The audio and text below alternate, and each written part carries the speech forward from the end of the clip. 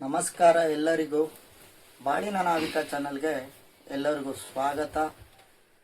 ಈ ಚಾನಲಲ್ಲಿ ಬರತಕ್ಕಂಥ ಮಾಹಿತಿ ತಮಗೇನಾದ್ರು ಸತ್ಯ ಅನಿಸಿದ್ರೆ ಅಥವಾ ಇಷ್ಟ ಆದರೆ ಲೈಕ್ ಮಾಡೋದನ್ನ ಮರಿಬೇಡಿ ಹಾಗೂ ಶೇರ್ ಮಾಡೋದನ್ನ ಮರಿಬೇಡಿ. ಈ ಚಾನಲ್ ಬಗ್ಗೆ ನಿಮ್ಮ ಬಂಧು ಮಿತ್ರರಿಗೂ ತಿಳಿಸೋದನ್ನ ಮರಿಬೇಡಿ. ಹಾಗೂ ನೀವು ಸಬ್ಸ್ಕ್ರೈಬ್ ಆಗಿ ನಿಮ್ಮ ಬಂಧು ಮಿತ್ರರಿಗೂ ಸಬ್ಸ್ಕ್ರೈಬ್ ಆಗಿ ಅಂತ ಹೇಳುತ್ತಾ ನನ್ನ ಮಾತನ್ನ ಮುಂದುವರಿಸ್ತಾ ಇದ್ದೀನಿ. ನನ್ನ ಹಿಂದಿನ ವಿಡಿಯೋಲಿ ಒಂದು ನಾಗದೋಷ ಹಾಗೂ ಕಾಳಸರ್ಪ ದೋಷ ಇದ್ದವರು ಒಂದು ಪೂಜೆಯ ವಿಚಾರವನ್ನು ತಿಳಿಸಿದ್ದೆ. ಇದು ಜನರ ಕೋರಿಕೆ ಮೇಲೆಗೆ ಈ ವಿಡಿಯೋವನ್ನು ಮಾಡ್ತಾ ಇದ್ದೀನಿ. ಕಾರಣಾಂತರ ಏನಪ್ಪ ಅಂದರೆ, ನಮಗೆ ವರ್ಷದಲ್ಲಿ 3 ಷಷ್ಠಿಗಳು ಬರುತ್ತೆ. ಅಂದರೆ ಮೊದಲನೆಯ 3 ಷಷ್ಠಿ, ಅದರಲ್ಲಿ ಯಾವುದು ನಾವು ಮಾಡಬೇಕು ಅನ್ನತಕ್ಕಂಥ ವಿಚಾರ ಎಲ್ಲರಿಗೂ ಗೊಂದಲ ಇದೆ. ಅದರ ಬಗ್ಗೆ ವಿಚಾರನ ತಿಳಿಸ್ತಾ ಇದ್ದೀನಿ ನೋಡಿ. ಮೊದಲನೇದಾಗಿ ಸ್ಕಂದ ಷಷ್ಠಿ, ತುಳು ಷಷ್ಠಿ, ಇನ್ನೊಂದು ಕುಮಾರ ಷಷ್ಠಿ. ಇದು ಯಾವತ್ತು ಬರುತ್ತೆ ಅಂತಲೂ ಹೇಳ್ತೀನಿ ನೋಡಿ. ಮೊದಲನೆಯ ಷಷ್ಠಿ ಅಂದರೆ 26/11/2025 ಬುಧವಾರ ಅಂದು ಸ್ಕಂದ ಷಷ್ಠಿ. ಅಂದರೆ ಈ ಸ್ಕಂದ ಷಷ್ಠಿಯಲ್ಲಿ ಏನಪ್ಪ ಆಗುತ್ತೆ ಅಂದರೆ, ಒಂದು ಏನು ಕುಕ್ಕೆ ಸುಬ್ರಹ್ಮಣ್ಯ ಸ್ವಾಮಿ ದೇವಸ್ಥಾನದಲ್ಲಿ ಇದರಲ್ಲಿ ರಥೋತ್ಸವ ಆಗುತ್ತೆ. ಈ ಒಂದು ಭಾಗದಲ್ಲಿ ಯಾರಪ್ಪ ಮಾಡ್ತಾರೆ ಅಂದರೆ, ಯಾರು ಒಂದು ಈ ನಾಗನ ಪೂಜೆ ಶಾಂತಿ ಏನು ಮಾಡಿಸ್ಕೊತಾರೋ ಅದರಲ್ಲೂ ಕೂಡ ಶಾಂತಿಯುತ ಆಗತ್ತೆ.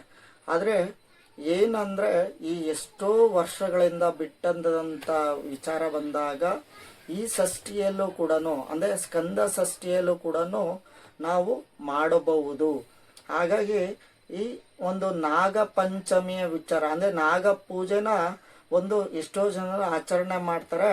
ಇದು ಮೊದಲನೆಯದಾಗಿ ಇಂದು ಅಂದರೆ 25/11/2025 ಅಂದರೆ ನಾಗ ಪೂಜೆ ಹಾಗೂ ತಲಕಾಡಲ್ಲಿ ಹಾಗೂ ಸಾಕಷ್ಟು ಕಡೆಯಲ್ಲಿ ಇದನ್ನ ಆರಾಧನೆ ಮಾಡ್ತಾರೆ.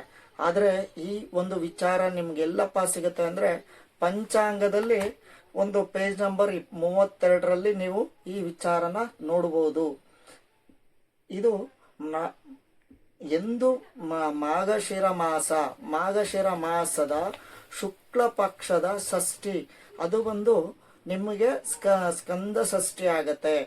ಆ ಕಾರಣಾಂತರಾಗಿ ಅಂದರೆ ಏನಂದರೆ, ಆ ಷಷ್ಠಿಯಲ್ಲೂ ಕೂಡ ನಾವು ಮಾಡ್ಬೋದು.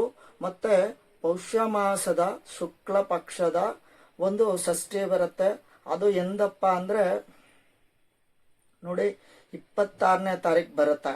ಆದರೆ 25ನೇ ತಾರೀಕು ನಾವು ಅದನ್ನು ಹಬ್ಬನ ಆಚರಣೆ ಮಾಡ್ತೀವಿ. ಯಾಕೆ ಅಂದರೆ, ನಮಗೆ 25ನೇ ತಾರೀಕಿನ ಅಂದರೆ ಹಗಲು ಅಂದರೆ 10:31 ಪಂಚಮಿ ಮೇಲೆ ಷಷ್ಠಿ ಬರುತ್ತೆ. ಅದು ದೊಡ್ಡಬಳ್ಳಾಪುರದಲ್ಲಿ ನಡೆಯತಕ್ಕಂಥ ಘಾಟಿ ಸುಬ್ರಹ್ಮಣ್ಯ ಷಷ್ಠಿ ಆಗಿರೋದ್ರಿಂದ ಇದು ನಾವು ಸಾಕಷ್ಟು ಜನ ಎಲ್ಲರೂ ಕೂಡ ಒಂದು ರೈತರ ಒಂದು ವಿಚಾರ ಬರುತ್ತೆ. ಹಾಗಾಗಿ ನಾನು ಮುಂದಿನ ದೃಷ್ಟಿಯಲ್ಲಿ ಈ ಒಂದು ವಿಡಿಯೋಲೇ ಹೇಳ್ತೀನಿ, ಯಾವ ಕಾರಣಾಂತರದಲ್ಲಿ ಆ ಡೇಟಲ್ಲಿ ಅಂದರೆ 25/12ನೇ ತಾರೀಕು ಅಂದರೆ 12ನೇ ತಿಂಗಳು 25ರಲ್ಲಿ ನಾವು ಯಾಕೆ ಆಚರಣೆ ಮಾಡ್ತೀವಿ ಅಂತ. ಇನ್ನೊಂದು 3ನೇ ಷಷ್ಠಿ ತಮಗೆಲ್ಲ ತಿಳಿಸ್ದೆ. ಒಂದು ಕುಮಾರ ಷಷ್ಠಿ ಯಾವತ್ತಪ್ಪ ಅಂದರೆ, ಒಂದು ಮಾಘ ಮಾಸದ ಶುಕ್ಲ ಪಕ್ಷದ ಷಷ್ಠಿ. ಅಂದರೆ ಅದು ಎಂದು ಬರುತ್ತಪ್ಪ ಅಂದರೆ 25/1/2 ಜನವರಿ 26ನೇ ತಾರೀಕು ಬರುತ್ತೆ. ಅಂದರೆ 3 ಷಷ್ಠಿಗಳು ತಮಗೆಲ್ಲ ತಿಳಿದಿರಲಿ. ಒಂದು ಮಾಘಶಿರ ಮಾಸ, ಇನ್ನೊಂದು ಪೌಷ್ಯ ಮಾಸ, ಇನ್ನೊಂದು ಮಾಘ ಮಾಸ. ಅಂದರೆ ಇದು ಬರುವಂಥ ಈ ವಿಚಾರ ಆಯಿತು. ಅಂದರೆ ಸ್ಕಂದ ಒಂದು ತುಳು ಮತ್ತು ಸ್ಕಂದ ಷಷ್ಠಿ ಅಂದರೆ ಸ್ಕಂದ ತುಳು ಕುಮಾರ ಷಷ್ಠಿ, ಈ 3 ಷಷ್ಠಿಯಲ್ಲೂ ಕೂಡ ಯಾರು ಬೇಕಾದ್ರೂ ಈ ಒಂದು ನಾಗನ ಪೂಜೆ ಅಂದರೆ ಯಾರಿಗೆ ಕಾಳಸರ್ಪ ದೋಷವಿರುತ್ತೋ ಅವರೆಲ್ಲರೂ ಮಾಡಬಹುದು. ಆದರೆ ಈ ಕುಮಾರ ಷಷ್ಠಿಯಲ್ಲಿ ಸಾಕಷ್ಟು ಜನ ಅದು ಕೊನೆಯ ಭಾಗದ್ದಾಗತ್ತೆ. ಹಾಗಾಗಿ ಆ ಭಾಗಕ್ಕೆ ಯಾರು ಈ ಎರಡು ಭಾಗದಲ್ಲಿ ಮಾಡೋಕ್ಕಾಗಲ್ವೋ ಅಂಥವ್ರು ಮಾತ್ರನೇ ಹೋಗುವಂಥದ್ದು. ಈ ನಿಮಗೆ ನನ್ನ ಹಿಂದಿನ ವಿಡಿಯೋಲಿ ಹೇಳಿದ್ದೆ, ತುಳು ಷಷ್ಠಿ ಅಂದರೆ 25/12/2025 ಅಂದರೆ ಡಿಸೆಂಬರಲ್ಲಿ ಒಂದು ನಾಗನ ಪೂಜೆಯನ್ನು ಮಾಡಲಿಕ್ಕೆ, ಅಂದರೆ 25ನೇ ತಾರೀಕು ಹೇಳಿದೆ. ಹಾಗೂ ಆಗಲಿಲ್ಲ ಅಂದರೆ 26ರ ಬೆಳಗ್ಗೆ ನಾವು ಒಂದು ಮಾಡ್ಕೋಬಹುದು ಅಂತ. ಯಾಕೆ 25 ಅಂದರೆ ಪಂಚಮಿ ಮೇಲೆ ಅಷ್ಟಮಿ ಬರುತ್ತೆ. ಈ ದಿನ ನಮಗೆ ತಮಗೆಲ್ಲ ಗೊತ್ತಿರ್ಬೋದು, ನಮ್ಮ ಹಿರಿಯರು ಅಂದರೆ ನಮ್ಮ ಹಿರಿಯರು ಏನಪ್ಪ ಮಾಡ್ತಾ ಇದ್ರು ಅಂದರೆ, ಈ ಮಾಸದಲ್ಲಿ ಅದು ಅವರೆಕಾಯಿ ಸೀಸನ್, ಅಂದರೆ ಇವಾಗ ಅವರೆಕಾಯಿನ ಬೆಳೀತಾ ಇದ್ರು, ಅಂದರೆ ಒಂದು ದಿನಸಿಗಳನ್ನ ಬೆಳೀತಾ ಇದ್ರು. ಈ ಸೊಗಡಿನ ಸಮಯದಲ್ಲಿ ಏನಪ್ಪಾ ಅಂದ್ರೆ ಆ ಕೀಳಕರೆ ಒಂದು ಹಾವುಗಳೆಲ್ಲ ಬಂದು ಒಂದು ಗಿಡದಲ್ಲಿ ಬಂದು ಸೇರ್ಕೊಳ್ಳೋದು. ಒಂದು ಏನಪ್ಪಾ ಅಂದ್ರೆ ಈಗ ನಿಮ್ಗೆಲ್ಲ ಗೊತ್ತಿರ್ಬೋದು, ಕೆಲವರೆಲ್ಲ ಟ್ರ್ಯಾಕ್ಟ್ರಲ್ಲಿ ತೆಗೆಯುವಂಥದ್ದು ಅಥವಾ ಒಂದು ಕಳೆನ ಕೀಳಕರೆ ಏನಾಗುತ್ತೆ ಅಂದ್ರೆ ಹಾವುಗಳು ಸಾಯುವಂಥದ್ದು ಇರುತ್ತೆ. ಹಾಗಾಗಿ ಈ ಸಮಯ ಅಂದ್ರೆ 25/12ರಲ್ಲಿ ಒಂದು ಪೂಜೆ ಅಂತ ಮಾಡ್ಕೊಳ್ಳೋರು. ನಾಗರಾಜ ಯಾವುದೇ ಕಾರಣಕ್ಕೂ ಅಪ್ಪ ನಾವು ಒಂದು ಕೆಲಸವನ್ನು ಶುರು ಮಾಡ್ತಿದೀವಿ ಅಂದ್ರೆ ಒಂದು ಏನೋ ಒಂದು ಪೂಜೆ ಅಂತ ಅಂದ್ರೆ ಒಂದು ಏನು ಒಂದು ಗಿಡಗಳನ್ನ ಕೀಳಕ್ ಶುರು ಮಾಡ್ತಾ ಇದೀವಪ್ಪ, ಆ ಒಂದು ಕಾರಣಾಂತರದಲ್ಲಿ ಯಾವುದೇ ಕಾರಣಕ್ಕೂ ನಾವು ಮಾಡತಕ್ಕಂತ ಸೇವೆಯಲ್ಲಿ ಅಂದ್ರೆ ನಾವು ಮಾಡುವಂತ ಕೆಲಸದಲ್ಲಿ ನೀನ್ ಅಡ್ಡ ಬರಬೇಡ. ಅಂದ್ರೆ ನೀನ್ ಅಡ್ಡ ಯಾಕಂದ್ರೆ ಏನೂ ಮಾಡಕ್ಕಾಗಲ್ಲ. ಯಾಕಂದ್ರೆ ಒಂದು ಟ್ರ್ಯಾಕ್ಟ್ರಲ್ಲಿ ಏನಾದ್ರು ಒಂದು ಕಳೆನ ಕೀಳ್ತಾ ಇರ್ತಾರೆ ಅಥವಾ ಏನೋ ಒಂದು ಆ ಒಂದು ಜಾಗದಲ್ಲಿ ಇರತಕ್ಕಂತ ಬೆಳೆನ ಅವ್ರು ಕೀಳಕ್ಕಾರೆ ಅವ್ರಿಗೆ ನಾಗ ಇರೋದು ಗೊತ್ತಾಗಲ್ಲ. ಯಾಕಂದ್ರೆ ಆ ಹಸಿರು ರೀತಿಯಲ್ಲೇ ಇರುತ್ತೆ, ಅದು ಆ ಹಸಿರು ಸೊಗಡಿನ ಒಂದು ಇದ್ರಲ್ಲೇ ಇರುತ್ತೆ. ಆ ಒಂದು ಕಾರಣಾಂತರದಲ್ಲಿ ಏನಾದ್ರು ಹಾವು ಹತ್ತೆ ಆಯ್ತು ಅಂದ್ರೆ ಅವ್ರಿಗೆ ದೋಷ ಬರಬಾರ್ದು ಅನ್ನೋ ಒಂದು ಕಾರಣಕ್ಕೆ, ಅಂದ್ರೆ ಆ ದೋಷ ಬರಬಾರ್ದು ಅನ್ನೋಕ್ಕಿಂತ ಮುಖ್ಯವಾಗಿ ಆ ಜಾಗಕ್ಕೆ ಬರಬೇಡಪ್ಪ ಅಂತ ಒಂದು ಬೇಡ್ಕೊಂಡು ಈ ಪೂಜೆ ಅಂತ ಮಾಡ್ತಾ ಇದ್ದಿದ್ದು, ಅಂದ್ರೆ ನಾಗನ ಪೂಜೆನ.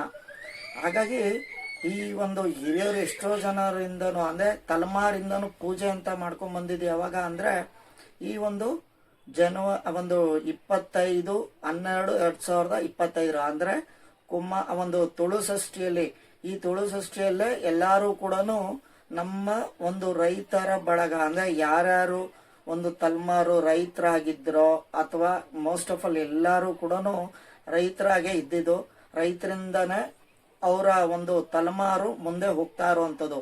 ಹಾಗಾಗಿ ಎಲ್ಲಾರು ಕೂಡ ಈ ನಾಗದೋಷ, ಕಾಳಸರ್ಪ ದೋಷ ಏನೇ ಒಂದು ನಿಮ್ಮ ಜಾತಕದಲ್ಲಿ ಇದೆ ಅನ್ನೋದಾದ್ರೆ ಆ ದಿನ ಮಾಡ್ಕೊಳ್ಳಿ. ಯಾಕಂದ್ರೆ ಈ ಸ್ಕಂದ ಷಷ್ಠಿಯಲ್ಲೂ ಕೂಡ ಮಾಡಬಹುದು. ಅಂದ್ರೆ ಏನಪ್ಪಾ ಅಂದ್ರೆ ತಮಗೆ ಈ ಎಷ್ಟೋ ವರ್ಷಗಳಿಂದ ಒಂದು ಪೂಜೆ ಅಂತ ಬಿಟ್ಟಿದ್ದೀರಾ, ಹಾಗಾಗಿ ಆ ಪೂಜೆನ ಒಂದು ಪ್ರಮಾಣ ಕಮ್ಮಿ ಆಗ್ಬೇಕು ಅನ್ನೋ ಒಂದು ಕಾರಣಾಂತರವಾಗಿ ನೀವು ನೋಡಿ, ಇಂದಿನ ದಿನ 25/11/2025 ಇಂದಿನ ದಿನನೂ ಕೂಡ ಒಂದು ಪಂಚಮಿ ಇದೆ, ನಾಳೆ ಷಷ್ಠಿ ಆಗತ್ತೆ. ಹಾಗಾಗಿ ಈ ಎರಡೂ ದಿನನೂ ಕೂಡ ನೀವು ತಿಂಗಳಲ್ಲಿನ 3 ಷಷ್ಠಿಗಳು ಅಂದ್ರೆ ಬರತಕ್ಕಂತ ವರ್ಷದಲ್ಲಿ ಇರತಕ್ಕಂತ 3 ಷಷ್ಠಿನೂ ಕೂಡ ನೀವು ಆಚರಣೆ ಮಾಡಬಹುದು. ಆದ್ರೆ ಪ್ರತಿ ವರ್ಷದಂತೆ ನೀವು ಮಾಡ್ಕೊಂಡು ಹೋಗ್ತೀರಾ ಅಂದ್ರೆ ತುಳು ಷಷ್ಠಿನ ಬಿಡಬಾರ್ದು. ಆದ್ರೆ ಸ್ಕಂದ ಷಷ್ಠಿಯಲ್ಲಿ ಮಾಡಿದ್ರು ಕೂಡ ನಿಮ್ಮ ಫಲ ಏನು ಒಂದು ಹಳೆಯ ಜನ್ಮದ ಒಂದು ನಾಗದೋಷದ ಕರ್ಮಫಲ ಅದರ ಅರ್ಧ ಭಾಗದಷ್ಟಾದ್ರೂ ಕರ್ಮಫಲ ಪೂರ್ತಿಯಾಗಿ ತೀರುತ್ತೆ.